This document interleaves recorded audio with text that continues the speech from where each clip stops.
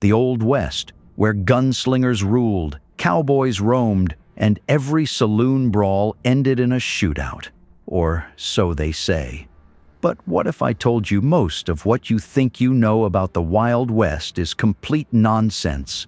Hollywood has fed us myths for years, stories of endless gunfights, outlaw towns, and fearless white cowboys riding into the sunset. But the truth? It's way more surprising.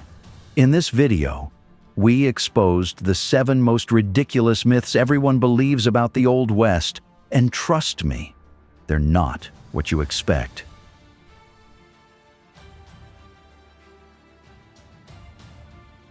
If movies were real history, every day on the frontier would have been a full-scale war zone. Cowboys, settlers, and Native Americans are constantly battling in dramatic shootouts and bloody ambushes. Wrong. The truth is, while conflicts did happen, and some were brutal, the idea that the West was just one long war between settlers and Native Americans is a massive exaggeration. In reality, many interactions between Native American tribes and settlers involved trade, negotiations, and cooperation.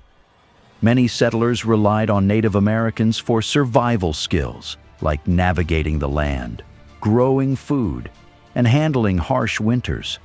On the flip side, Native American tribes traded furs, horses, and other goods with settlers. There were entire regions where Native and settler communities lived side by side in relative peace. Now, don't get it twisted. There were some seriously violent clashes, and the U.S. government's treatment of Native Americans was outright horrific.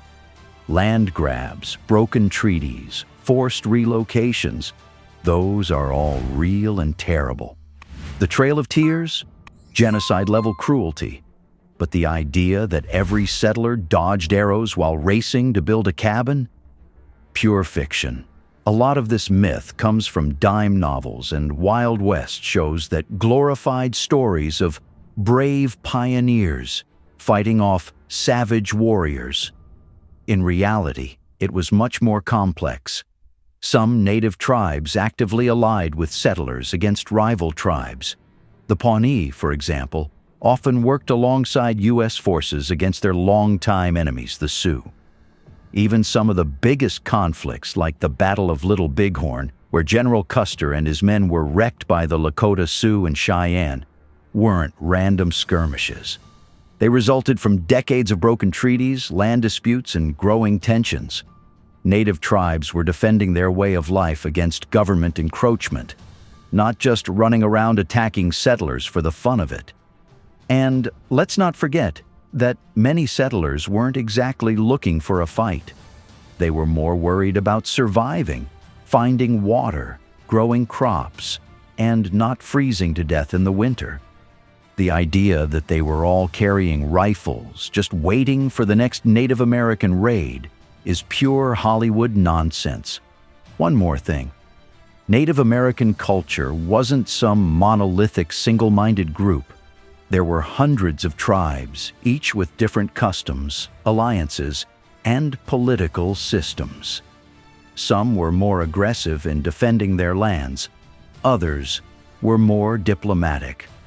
Painting all Native Americans as either bloodthirsty warriors or helpless victims does a massive disservice to history. When you think about a cowboy, what is he wearing? A dusty brown Stetson, tilted just right, probably with a leather vest, boots, and spurs, right? Well, sorry to break it to you, but the classic cowboy hat as we know it today wasn't even that popular in the Old West. Most cowboys back then weren't wearing Stetsons. They were rocking something completely different. The bowler hat. That rounded, formal-looking thing you associate with British gentlemen and 1920s gangsters was the hat of choice for many cowboys in the 1800s. Why? Simple. It stayed on their heads. When you're galloping full speed on a horse, roping cattle, or dealing with unpredictable prairie winds, the last thing you want is your hat flying off every 5 minutes. The bowler had a snug fit and a low center of gravity, which made it way more practical than the high-brimmed, wind-catching cowboy hats Hollywood loves so much. Suppose you look at real photos of cowboys from the 19th century. In that case, you'll notice something shocking. Many look nothing like the cowboys in movies. Some wear bowler hats, some have wide-brimmed flat hats, and others are just rocking whatever is available. The cowboy hat, as we know it today, didn't catch on until later, when Stetson started mass-producing them, and Hollywood locked in the look. And speaking of Hollywood, cowboy hats became iconic because they look dramatic. Think about it. It works when John Wayne or Clint Eastwood slowly tip their hat before a duel. A bowler hat doesn't have the same effect. But real-life cowboys weren't worried about looking cool for a camera, but about staying shaded, protected from dust, and keeping their hats firmly on their heads while riding through rough terrain. Now, that's not to say nobody wore Stetsons. The Stetson brand was founded in 1865, and their Boss of the Plains hat did exist back then. But it wasn't the #1 choice for every cowboy. Many cattle herders and ranchers stuck with what they knew: felt hats, military surplus hats, or even Mexican sombreros, which provided excellent sun protection. Speaking of sombreros, let's consider how much cowboy culture was influenced by Mexican vaqueros. Vaqueros were the original cowboys, and they had their distinct style: wide-brimmed sombreros, leather chaps, and expertly woven serapes. American cowboys borrowed heavily from their techniques and clothing styles. Still, the bowler hat remained a staple for many, especially in towns and settlements. And get this, some of the most famous figures of the Old West, like Butch Cassidy and Billy the Kid, were often photographed wearing bowler hats. So next time you picture a cowboy, swap that Stetson for something a little rounder and more historically accurate. So no, cowboys weren't all walking around looking like John Wayne extras. The real deal was much more practical, less flashy, and sometimes much funnier looking. All right, let's talk about transportation in the Old West. If you believe the movies, every single person was riding a horse. Need to go to the store? Horse. Visiting a friend? Horse. Going on a long journey across the country? A horse. But here's the truth. Most people in the Old West weren't galloping around like a cowboy in a John Wayne film. A lot of them didn't even own a horse. First, horses were expensive. A decent horse could cost anywhere from $20 to $50 back then, which doesn't sound like much. Still, considering the average person made $1 a day, it was a serious investment. Not everyone could afford one. If they could, they had to worry about feeding, stabling, and maintaining the horse, which was another cost altogether. So how did people get around? Walking. Yep, plain old walking. Many people, especially in towns, just relied on their own 2 feet. If you lived in a settlement, there wasn't much need for a horse unless you were a rancher, cowboy, or regularly traveled long distances. Towns weren't massive, so walking where you needed to go was easier. Then there were wagons. If you had a family or needed to carry supplies, a horse-drawn wagon or mule cart was a much better option than just hopping on a single horse. Stagecoaches were a huge part of travel, especially for longer distances. They were the Old West version of a bus service, running on set routes and carrying passengers, mail, and cargo. But don't let the movies fool you. Stagecoaches weren't some luxurious, smooth ride across the plains. They were cramped, dusty, bumpy, and extremely uncomfortable. Imagine spending days on wheels packed into a wooden box, bouncing over rocky trails. It's not exactly first-class travel. And let's not forget about trains. By the late 1800s, the railroad was the dominant way to travel long distances. completing the Transcontinental Railroad in 1869 changed everything, making it easier to get across the country without dealing with the dangers of horseback travel. Trains were faster, safer, and way more efficient. Cowboys might still have needed horses for cattle drives, but for everyone else, the railroad was king. One last thing, mules and donkeys were more popular than horses in many parts of the West. Why? They were sturdier, needed less food, and were better suited for mountainous terrain. Many miners, traders, and settlers relied on mules because they were less likely to die in extreme conditions. So no horses were not the only way people got around. Unless you were a cowboy, outlaw, or rich rancher, you spent more time walking, riding in a wagon, or hopping on a train than galloping into the sunset.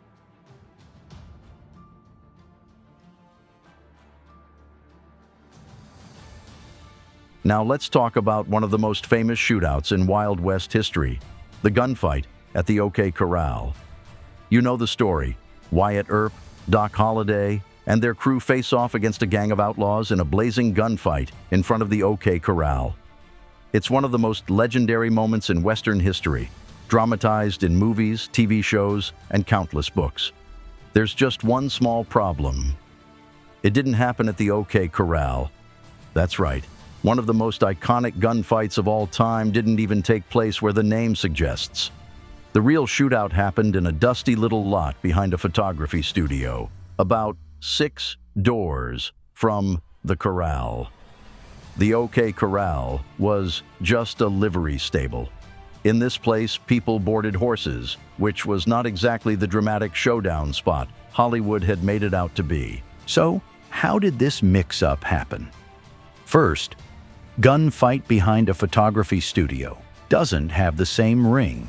Then, the OK Corral was a well-known landmark in Tombstone, Arizona, so when newspapers reported on the incident, they named the fight after the most recognizable location nearby. Over time, the myth stuck, and soon everyone just assumed the shootout happened in front of the corral's gates. Now, let's get into what went down. The fight was between the Earp brothers, Wyatt, Virgil, Morgan, and their friend Doc Holliday, who fought against the Clanton and McClory gang. These guys had been feuding for a while, and tensions were high. On October 26, 1881, things finally boiled over. As the town marshal, Virgil Earp tried to disarm the Clanton gang, which didn't go over too well. Within 30 seconds, about 30 shots were fired, leaving 3 men dead and a couple more wounded. But here's the thing. The fight wasn't some Hollywood-style slow-motion duel with dramatic music and men staring each other down for minutes before drawing their guns. It was fast, chaotic, and messy. People were shooting at close range, some barely able to aim. And Doc Holliday? He wasn't dramatically spinning a revolver like in the movies. He had a shotgun. Unfortunately, Wyatt Earp was the only one who walked away without a scratch. Everyone else got hit at least once. After the dust settled, Wyatt and his crew were arrested and put on trial for murder. But after a month-long hearing, the judge ruled that they acted within the law. That didn't stop the revenge cycle, though. The Clanton gang wasn't too happy about losing their men, and soon after, Morgan Earp was assassinated while playing pool. Wyatt and Doc Holliday then went on a full-on vengeance spree, hunting down and killing the men they blamed for Morgan's murder. So, next time someone mentions the OK Corral, you can tell them the real story, because the truth is even wilder than the myth. If Hollywood is to be believed, every cowboy in the Old West was a white guy with a thick Southern accent, twirling his revolvers and tipping his hat before riding off into the sunset. Well, here's the truth. Cowboys were way more diverse than the movies ever showed. A significant number of cowboys weren't white at all. Let's start with some numbers. Historians estimate that at least 1 in 4 cowboys was black. About 25% of the people herding cattle, riding the range, and working on ranches were African American. Many of them were former slaves who, after the Civil War, looked for new opportunities out west. The ranching industry didn't discriminate as much as other jobs then, so black cowboys found work, and some even became legendary figures. Take Nat Love, for example. Born into slavery, he became one of the most famous cowboys of the Old West, known for his expert riding and sharpshooting skills. He even won rodeo competitions, earning himself the nickname Deadwood Dick. It's another name you haven't heard in Western movies. Bose Icard. He was a black cowboy and trailblazer who worked closely with Charles Goodnight, one of the most famous cattlemen in Texas. But it wasn't just black cowboys. There were plenty of Mexican vaqueros, arguably the original cowboys. The cowboy culture started in Mexico long before the United States adopted it. The word buckaroo comes from the Spanish word vaquero.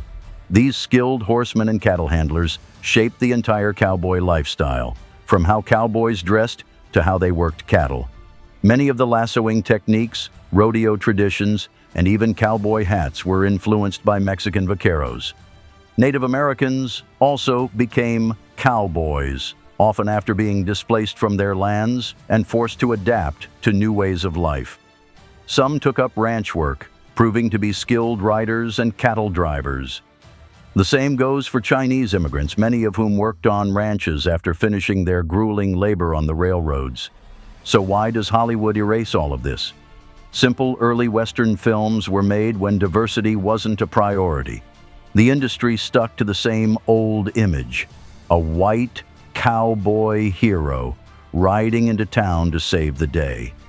Over time, that myth became more popular than the reality. But now, you know the truth.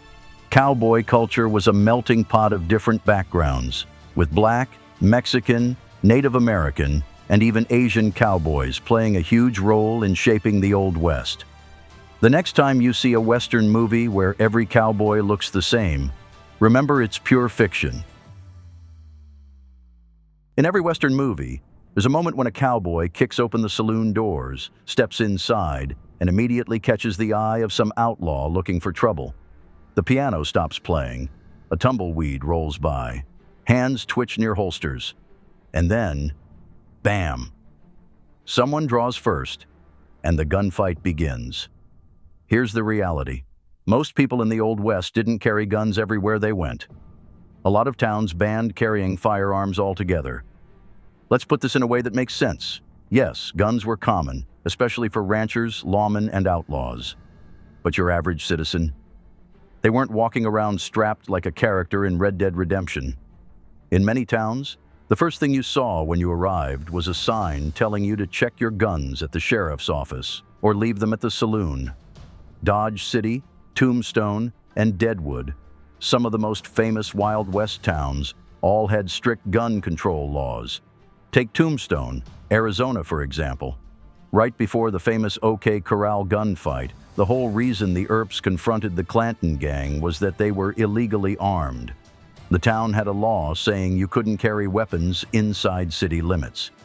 Still, the outlaws ignored it, which led to one of the most infamous shootouts in history. And speaking of shootouts, those didn't happen as often as Hollywood makes it seem. The whole idea that every little disagreement ended in a duel is nonsense. Most people solve their problems like we do today by yelling, arguing, or taking them to court. Dueling with pistols was illegal in many places, and even when gunfights did happen, they weren't the perfectly choreographed standoffs you see in movies. Most were chaotic, unplanned, and over in seconds. Another big reason why not everyone carries a gun is ammunition is expensive. A single bullet could cost as much as a meal. And since most folks were already struggling to make a living, wasting bullets wasn't exactly smart. Plus, let's be real, guns back then weren't always reliable. They misfired, jammed, and were difficult to reload, so carrying one around wasn't always practical. So who did carry guns regularly? Lawmen, bounty hunters, bandits, and ranchers who needed them for protection from wild animals or rustlers. If you were traveling long distances through dangerous territory, sure, you'd probably pack a firearm. But if you were heading to town for groceries, you were more likely to carry a shopping list than a six-shooter. The reality of the Old West was much more orderly than the myth. Most people weren't itching for a fight, and many towns had strict laws to keep the peace. The idea of the gun-slinging cowboy. When you hear Wild West, you probably imagine chaos, lawless towns filled with outlaws, saloons erupting in shootouts every night, and dusty streets where sheriffs could barely keep order. It's the classic image sold by Hollywood. But here's the reality. The West wasn't always wild. In many cases, it was surprisingly boring and well-organized. Let's start with crime. Sure, there were outlaws like Jesse James and Billy the Kid. But the idea that every town was overrun with criminals? Not even close. Most towns had strict laws. If you broke them, you weren't getting away with a slap on the wrist. There were real lawmen like Wyatt Earp and Bat Masterson who made sure crime didn't spiral out of control. Many frontier towns were safer than eastern cities at the time. Dodge City, one of the most notorious Wild West towns, actually had fewer murders per capita than New York or Boston. And about those infamous shootouts, they were rare. You hear about the big ones, like the OK Corral, because they were exceptions, not the rule. Most disputes were settled how we handle them today, through courts, law enforcement, or just plain old-fashioned arguing. People didn't just start blasting each other in the streets over poker hands. Now let's talk about all those outlaws. Yes, there were some famous bandits, but even they had short careers. Why? Because crime didn't pay in the Old West. Take Billy the Kid. He was dead before he turned 22. Jesse James? Gunned down at 34. Lawmen and bounty hunters took their jobs seriously, and the life expectancy of an outlaw was not great. If the sheriff didn't get you, another gang probably would. But wait, what about all the lawless boom towns that supposedly sprang up overnight? Well, here's the thing. Many of those places quickly got organized. Sure, a town might start as a rough-and-tumble mining camp, but once people settled in, they set up laws, schools, and churches quickly. People wanted stability, not anarchy. Places like Denver, which started as a gold rush town, became thriving cities with local governments, police forces, and newspapers. And speaking of stability, you know what else was common? Boring, everyday life. While Hollywood makes it seem like the Wild West was a constant battle for survival. Most people were trying to live their lives. Farmers worked their fields, shopkeepers ran their businesses, kids went to school, and families sat down for dinner like anywhere else. Every day was not an adventure.